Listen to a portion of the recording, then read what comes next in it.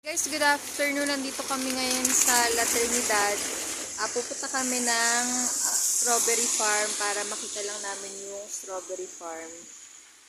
Medyo maulan lang ngayon dito guys, pero tuloy pa rin. Pupunta pa rin kami ng strawberry farm. Ayan guys. Naglalakad lang kami papunta dun sa pinakaharap ng strawberry farm. Yan.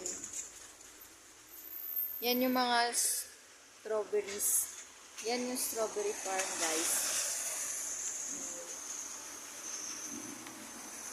Kanina may nakita ako doon na ang laki ng strawberry. Ang dami. Ngayon, pupunta kami ng pinakaharap ng strawberry farm.